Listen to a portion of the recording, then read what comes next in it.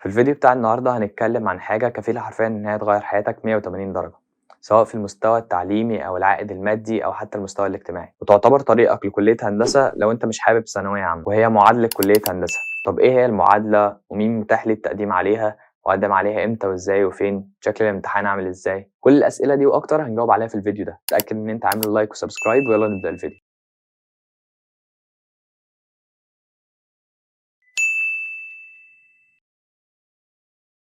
طيب إيه هي معادلة كلية هندسة؟ بكل بساطة هي مجموعة من الامتحانات عشان تثبت إن أنت تعادل شهادة الثانوية العامة، مش بس تعادلها، أنت مباشرة بعد النجاح بتدخل هندسة. طيب ومين متاح ليه التقديم على معادلة كلية هندسة؟ أولاً طلاب التعليم الفني نظام ال3 سنوات وال5 سنوات، وده بيكون متاح ليه التقديم بشرط إن يكون مجموعه فوق ال70% وإن هو يكون مقدم في نفس سنة التخرج بتاعته، يعني لو أنت خريج سنة 2024 تقدم في نفس السنة بتاعتك على المعادلة، وده طبقا للقرار اللي صدر من وزارة التعليم العالي، وده عكس اللي كان بيحصل قبل كده.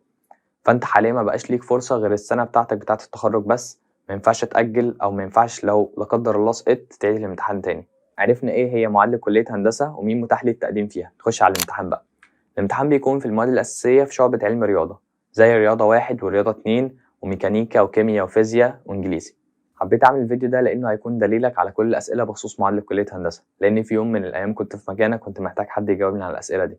الامتحانات بتكون مادة واحدة كل يوم خلال 6 أيام متتالية، للأسف مفيش فرق ما بينهم. الامتحان بيكون عبارة عن 50 سؤال في زمن ساعتين، وده بالنسبة لكل المواد. الامتحان بيكون نظام ال MCQ بابل شيت يعني. الامتحانات بتكون امتحان كل يوم خلال 6 أيام متواصلة، للأسف مادة كل يوم مفيش فرق ما بينهم. وللعلم إن كل من رياضة 1 ورياضة 2 وميكانيكا بيكونوا مش مقسومين، يعني تمتحن جبر وهندسة فراغية في نفس الامتحان، تمتحن استاتيكا وديناميكا في نفس الامتحان، وتفاضل وتكامل برضه في نفس الامتحان. طيب الامتحانات بتكون امتى وفين؟ مواعيد الامتحانات بتكون سنويا في نهاية شهر 9 تقريبا في آخر 10 أيام، وبتكون 6 أيام زي ما وضحت قبل كده. الامتحانات بتكون جوه كلية هندسة زي هندسة القاهرة وكفر الشيخ والزقازيق وأسيوط، وحسب التوزيع الجغرافي بتاعك بيتم جمع المحافظات المجاورة للمحافظة اللي أنا قلت عليها من الأربعة اللي فاتوا، وبيكون فيها الامتحان.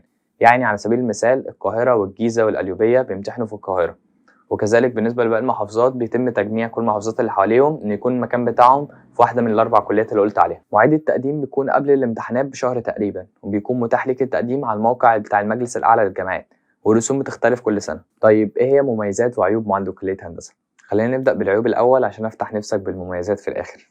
أولا إن الجدول مضغوط جدا، وبجد الموضوع بيبقى صعب إن أنت تخلص مادة وتروح تجهز نفسك للمادة التانية تاني يوم. ثانيا وقت الامتحان صغير جدا بالنسبة لعدد الأسئلة، وده بيضطرك في امتحانات زي الاستاتيكا والفيزياء والميكانيكا إن أنت تهبط. ثالثا وهو أسوأ عيب، وإنك لو لا قدر الله نزلت في مادة واحدة بس من ال6 مواد درجتين عن النص فتبقى سقطت في المعادلة، وللأسف ده ضيع حلم ناس كتير. وللأسف في ناس بتخلص تعليم فني بيكون مستواها ممتاز جدا وبيكون ما عندوش علم بمعادلة كلية هندسة، ويضيع على نفسه فرصة زي ما قلت في أول فيديو كفيلة إن هي تغير حياتك. وبعد النظام الجديد اللي بيتيح ليك المعادلة مرة واحدة بس في سنة التخرج، بقى لازم ان انت تعرف بدري قدر الامكان. ونصيحه مني لو في امكانك ان انت تذاكر المعادله سنه كمان قبل سنه التخرج، ده هيزود من فرص نجاحك جدا. ندخل على المميزات بقى عشان نحسس بيك، وما تخافش قلت لك افتح نفسك. اولا زي ما قلت لك في اول فيديو ان انت بنجاحك بتعادل طالب ثانويه عامه، مش اي طالب كمان، الطالب اللي جايب في رينج 90% وبتدخل هندسه زيك زيه. ثانيا ودي حاجه جميله جدا جدا، ان انت مفيش تنسيق، يعني بنجاحك بتختار تخش اي كليه هندسه انت عايزها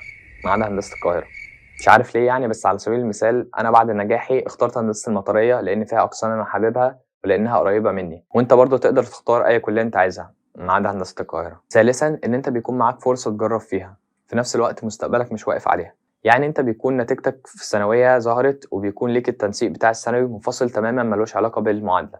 في حاله ان انت نجحت وعايز تخش هندسه فهتختار كليه من اللي هتجيلك، في حاله ان انت ما نجحتش فبيكون معاك تنسيق الثانوي عادي، بيكون اخترت جامعه وبيكون اوريدي جالك جامعه. يعني انا على سبيل المثال تاني كنت جايب في ثانويه 93%، وده كان مجموع كويس جدا ودخلني تقريبا كل الكليات اللي انا كنت عايزها. فكنت حاطط رغبه اولى جامعه التكنولوجيه بتاعه التجمع، وفعلا جات لي رغبه اولى، والملف بتاعي لو كنت عايز اقدمه هناك كان هيتقبل خلاص، ده بتنسيق الثانوي. في نفس الوقت انا كنت بعمل معادله في الفتره دي، ولما نجحت الحمد لله خدت الملف وقدمت في الكليه اللي انا عايزها. لو لا قدر الله ما كانش حصل نصيب فكان عادي ممكن اقدم في الجامعه اللي اوريدي جايه لي من التنسيق الثانوي. يعني انت حياتك مش معتمده على المعادله بس لو نجحت او سقطت. وعشان اكون صادق حابب انقل لك التجربه كامله، وهو ان انت في السنه دي بتكون سنه صعبه جدا عليك. انا ما بقولش ان هي استحاليه، ولكن صعبه ومحتاجه حد فعلا يكون ملتزم، لان انت في السنه دي بيكون عندك ثالثه ثانوي بتاعتك او المعهد بتاعك، وبيكون معاك برضه المعادلة اللي هي منهج تالتة ثانوي منفصل بتذاكره. يعني على سبيل المثال في نفس الوقت ده بيكون في طلاب تالتة ثانوي هم كل اللي عليهم إن هم بيروحوا الدروس وبيذاكروا المواد اللي عليهم. أنت بتحضر في تالتة ثانوي في المدرسة بتاعتك أو في المعهد بتاعك، وبتحضر نفس المنهج اللي هو بيذاكره، بتذاكر الاتنين وهتمتحن في الاتنين. عندك هنا امتحانات شهر وهنا امتحانات شهر، عندك هنا فاينل وهنا فاينل. فالسنة بتكون سنة صعبة مش سهلة، ولكن لو حد منتظم بجد بجد هيبقى ليه فرصة كبيرة إن هو يغير حياته وإن هي ينفع نفسه. هندسة فرصة أكيد أي حد يحلم بيها، وحابب أشترك من دلوقتي إن مفيش أجازة. فأنا على سبيل المثال كانت مدرستي مدرسة الإنتاج الحربي التكنولوجيا التطبيقية. المدرسة دي الحضور فيها إجباري ولازم تحضر خلال كل أيام الأسبوع.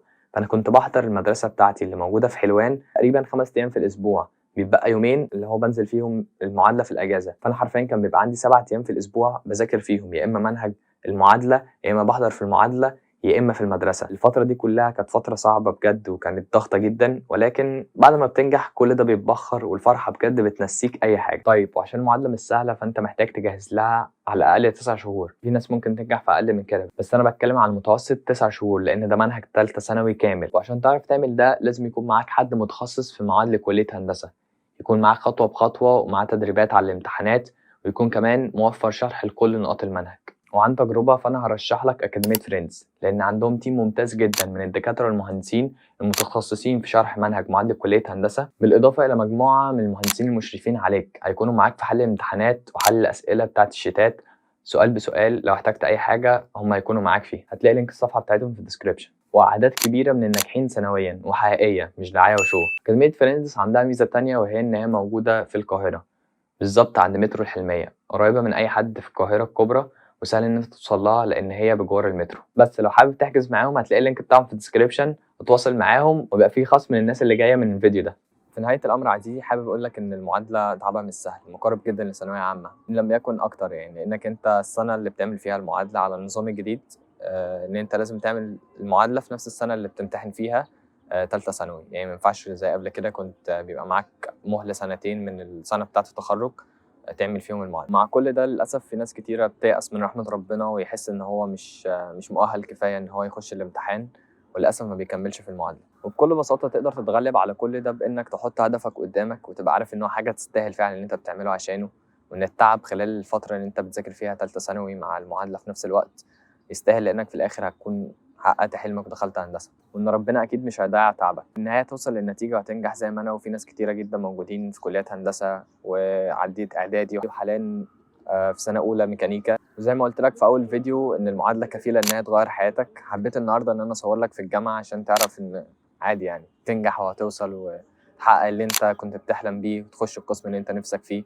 مفيش حاجة صعبة عليك إن أنت مثلا عشان جاي من معادلة فهتخش أقسام قليلة أو أي حاجة. في زمايلنا كتير هنا دخلوا ميكانيكا باور، في ناس دخلت سيارات، في ناس دخلت تصميم. الموضوع مش مقتصر إن أنت مستواك هيكون قليل أو وحش، أنت هتسعى وهتذاكر وهتلاقي نفسك مستواك مش فارق كتير عن الناس التانية، ربنا هيوفقك. واخيرا قبل ما نخلص الفيديو حابب انصحك 3 نصايح هينفعوك في المعادله. اول حاجه نظم وقتك، لان انت هيكون عندك حرفيا حاجات كتيره ولو مش منظم وقتك هتتسحل ما بينهم، الثانويه بتاعتك والمعادله وكل واحده جواها مواد، فانت حرفيا ممكن تتوه لو مش منظم وقت. تاني حاجه ما تديش حاجه اكبر من حجمها.